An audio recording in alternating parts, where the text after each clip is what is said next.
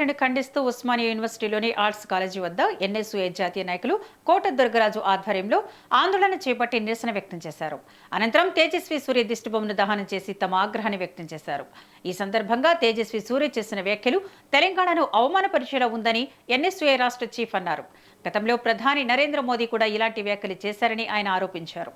ఆయన ఎంపీ సభ్యత్వాన్ని రద్దు చేయాలని వెంకటస్వామి డిమాండ్ చేశారు.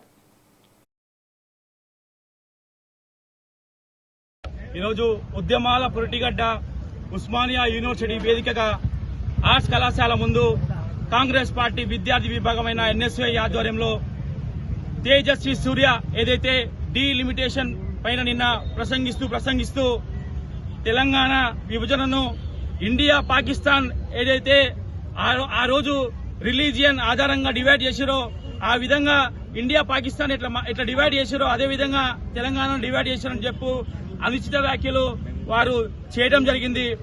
మేము ఇంతకుముందు కూడా ఈ నరేంద్ర మోడీ ఏదైతే తల్లిని చంపి బిడ్డని బతికించినట్టు చేసిరని ఆ నరేంద్ర మోడీ కూడా ఈ బీజేపీ నాయకులు కూడా ఇష్టానుసారంగా తెలంగాణ ఆత్మగౌరవాన్ని కించపరిచే విధంగా కూడా వాళ్ళు మాట్లాడటం జరుగుతుంది. బీజేపీ నాయకులకు తెలంగాణ రాష్ట్రం మీద ఎటువంటి ప్రేమ లేదు. బీజేపీ నాయకులు బడ్జెట్ లో ఒక్క రూపాయి కూడా తెలంగాణ రాష్ట్రానికి తీసుకొచ్చే ఏమంటారు ఒక్క రూపాయి కూడా తీసుకురా. ఈరోజు ఉద్యమాల పురిటిగడ్డ